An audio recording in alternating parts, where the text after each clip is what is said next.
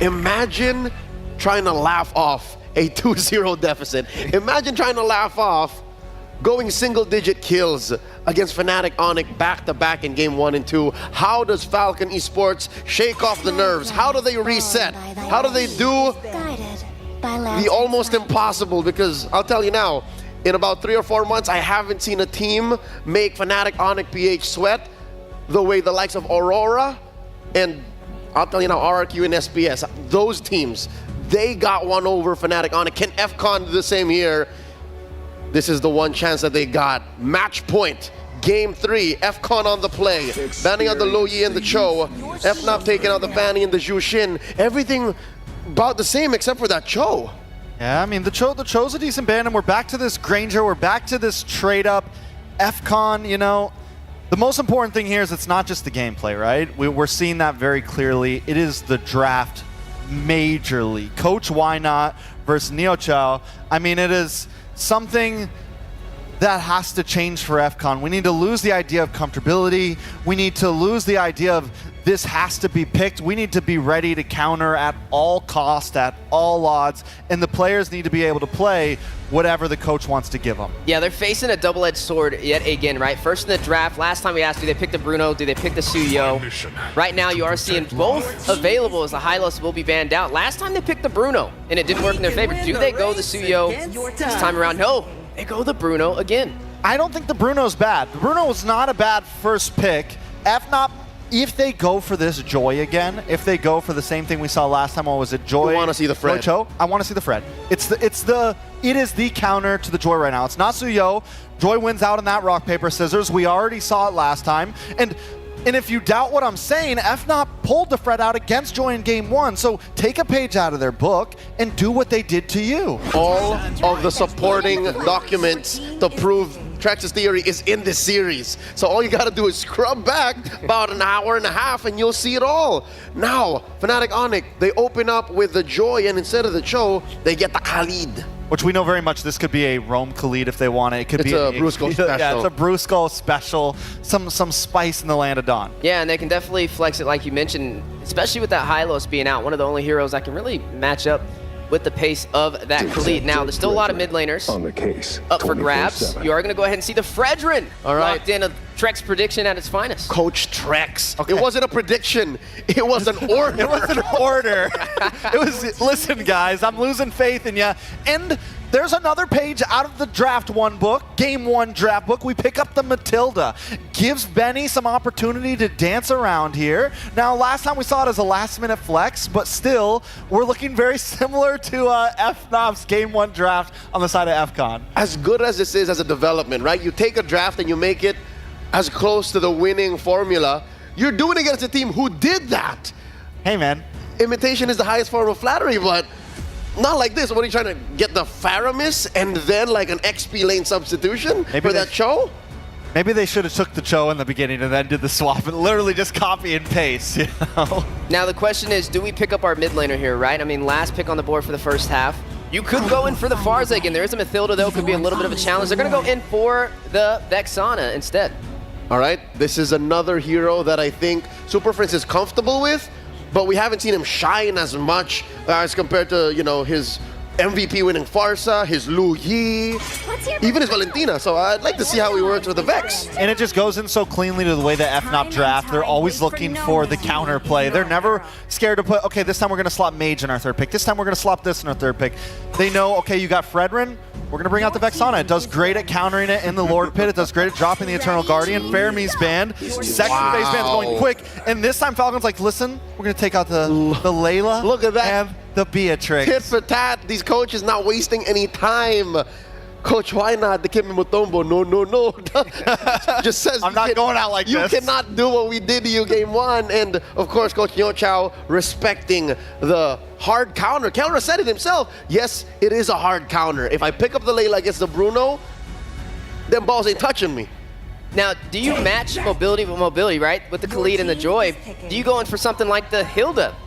It's open, oddly enough. Hilda against the Joy works well. I think FCON could pick it up, honestly. So that's two hard counters, the Fred and the Hilda. There's another hero I think that is open, but you can't pick anymore to counter the Joy, is the Beleric. You just get in there, you stand, stop dancing. Yeah. Stop dancing. Stop. Wait a minute. Wait. All right.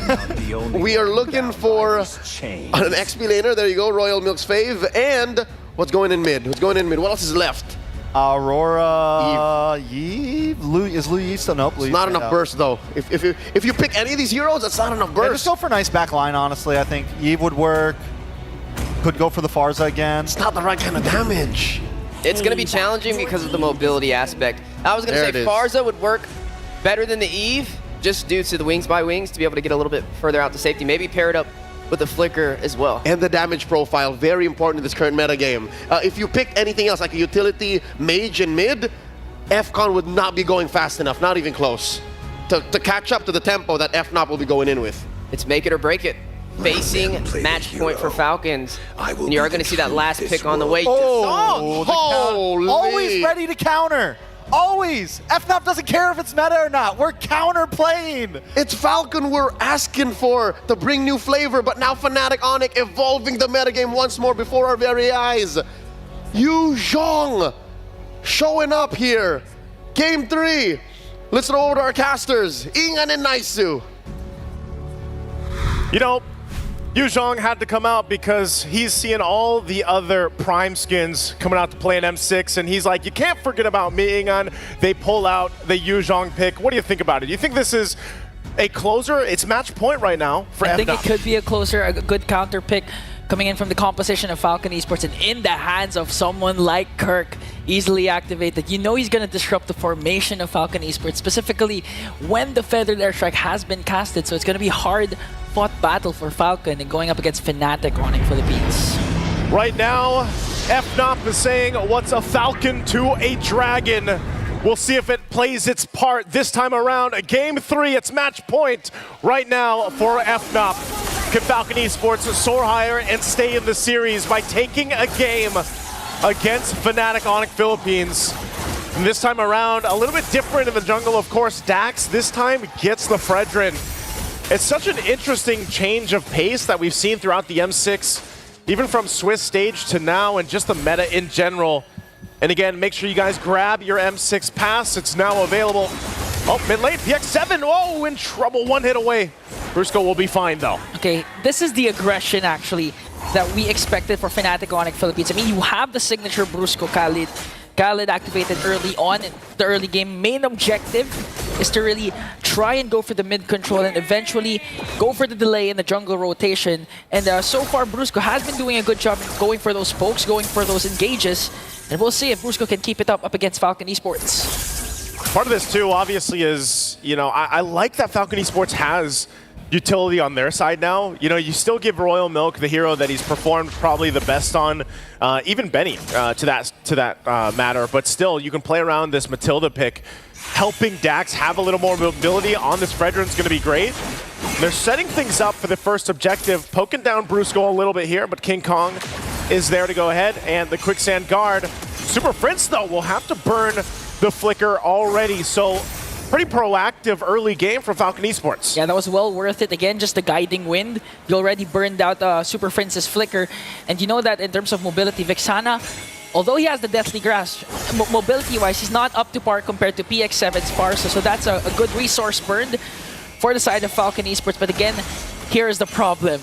Kirk with a Yu Zhong already level 4. If PX7 decides to go for the Feathered Airstrike, but on the other hand, no Dax, going right after Brusco. Brusco going to be in trouble. Flickers out, heals up, Quicksand Guard will go down though, but the fight's still going to break out as Dax falls next. And it's Kirk taking some more with the shots and gets the double. It's a reminder the Yu Zhong still works in the meta, and that's going to be a turtle as well for FNOP. If you're speaking about proactiveness, Kirk was proactive in that clash. Jumped in, plus the Petrify, gonna take it down too, even though Royal Mid got the vengeance. But King Kong though, forcing Kid X to flicker out, but catches him off guard with electrifying beats and brings him down once more, extending the lead of Fnatic to 1.3k. And Brusco just given the vision available to King Kong to see if they actually want to make a play from this. Dax has to be careful because of just the difference in speed from the jungling that can happen here. Mid lane, they do get that flicker out now from PX7. Feathered Airstrike to help clear things out. The Super Prince will keep him under the turret. But you can see this, again, Dax is falling behind slightly against King Kong, now sitting at level 7. Yeah, and apart from the discrepancy in the two junglers, we saw what could happen when it comes to the mid lane matchup. PX7 cast the Feathered Airstrike. Super Prince not going to go out of the vicinity of the Feathered Airstrike. Just going to go in and cast the Deathly Grasp to disrupt the Feathered Airstrike. That's more than enough. And not to mention, Kirk also has the usual with the Petrify. So there's a lot that PX7 needs to worry about when it comes to casting his Feathered Airstrike. Again, this poke battle here in the XP lane. Kirk's biggest threat, too, is obviously, like we've seen in past M series, where Yuzong was just picked up so much in the XP lane. Whoa! Super Prince. Okay. Raging Sandstorm. Okay, they're not going to commit the Flicker, though. But Brusco just managing to zone out. King Kong goes in with an electrifying beat and burst it down. PX7. Dax with the Energy Eruption. King Kong going to be able to just get away. This Joy is so slippery to catch. Energy Eruption or not. A whole lot of ultimates just kind of thrown out there, too. PX7 going down, didn't have the Flicker available. And yes, the Wings by Wings has only helped you so much. So now as they get us situated, some more extra gold. First items being locked in too for FNOP. Starlium Scythe now for King Kong. I'm surprised, you know, he's been doing so much damage already. What more? And now with the Starlium Scythe in hand and leading into this Corrosive Scythe still for Kelra. He's been just farming up, doing his thing. They'll go ahead and get in position now. Turtle's up. Kirk made his way to that gold lane as they get ready to just let Kelra push bottom side. So we'll see Falcon Esports. How do they deal with the fight? Okay, Raging Sandstorm paired up with the Black Dragon for him. Kirk also has the Petrify. Falcon Esports to retreat, but PX7 has the Feathered Airstrike. Spirit of Destruction will also connect him to take down Brusco in the hands of Benny. Here comes the Terrify coming in from Super Prince. Gonna bring down one more. Kirk is gonna fall down, and this is the response of Falcon Esports. Great response, and they also get the turtle. That's exactly what Falcon Esports needed. Good item picks up. They are going to trade that tier 1 turret, but this is a good shift that Falcon Esports needed. They had to get some momentum and take care of the gold deficit getting too out of hand. King Kong still going to go ahead and put pressure in the jungle, though. So Falcon Esports, how do they adjust from everything that just happened here? They showed that they can still fight, utilizing the utility that they have, and even down to the firing power with a Farsa if the positioning is there. Okay. They might be able to solve the problem right away. Kid X was the reason why they got saved, and now PX7 with a Feathered Airstrike to bring down Brusco. And Royal Milk wants to go for more. Infernal Pursuit trying to catch up onto King Kong. Volley Shot Worldy is going to connect, and Fnatic Onyx Philippines will disengage. You're seeing it happen, you know, in these team fights, in these skirmishes. Falcon Esports' lineup allows them to just go ahead and fight it out if they have to. Kirk now joined the fight into the mid lane. They get the Vengeance out. Kirk could be in trouble. Okay. Still going to be fine. Get some of the healing back with that Shires, and so he goes and disengages. Okay, that's a win for Falcon Esports. Although Royal Milk popped his Vengeance, they also popped Kirk's Petrify and paired up with ultimates casted by Fnatic Onyx Philippines. But all the while, Kelra, the gold standard, is just really making quick work of the turrets. He did get the turret down bottom during that turtle fight wherein Falcon Esports won that trade. And right now he got one on top, and King Kong goes in onto Dax. They're going for Dax. Dax, quarter of the health. Oh, the Spear of Destruction lands, and here comes Kelra, picking up the kill right on the mark. And now PX7 whittled away. 1 HP will survive. And Kid X now caught under the turret. They go in. Here comes the internal guard, but Royal Milk wants to go for Kelra. He's not going to be able to catch him, and Kirk blocks his path. Brusco and Super Prince, will they re-engage? Kirk has to jump away. And again, the gold standard. When you thought he was just going to go for the turret push, he went for more. He took down Dax. So what you always got to watch out for is where is Kelra going to show up. I mean, this Moscow alone plays that part. You know, push down one of the lanes and then just join the fight. But right on the mark that time, the fight, though, for the turtle. Falcon Esports looking to take the last turtle of the game. Brusco jumping in. Okay, they're going to commit the Raging Sandstorm, but all the way to the backline. Kid X trying to work on King Kong. Spirit of Destruction will miss. The Feathered Airstrike is there, but they're going to get a kill onto Benny as Dax gets the turtle. They want to go for more. Falcon Esports on the attack. Killer just dishing out the damage. Super Prince with the Infernal Pursuit to bring down Super Prince.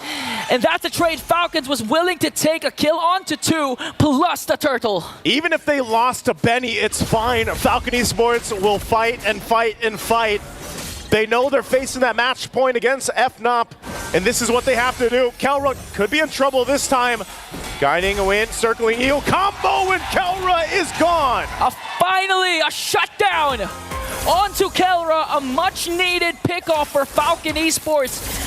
Really trying to enable PX7 and Benny. And Falcon Esports unfazed by the lead that Fnatic Onyx Philippines had in the early phases of the game. Just looking at the lead, it's down to 700, Naisu. In the 3 games we have now, this is the best that we've seen Falcon Esports, and maybe this is what they needed. Maybe this amount of mobility and firepower is what they needed to bring Benny online. Look at the damage though, King Kong will be able to get that circling eagle out, but mid lane. Committing a lot onto Royal Milk. The counterattack is there, plus the vengeance. He's going to fall down in the hands of Brusco. Here comes PX7, feathered airstrike by Fnatic Onyx Philippines. They went out of the vicinity of that ultimate. No trade for Falcon Esports. No trade right now. They're going to get in position. They still have plenty of time before that Lord does come up, about 30 seconds or so. That's why there's so much focus here in the mid lane. They might still look for more. King Kong popping the electrifying beats. Will have the backup before the next fight.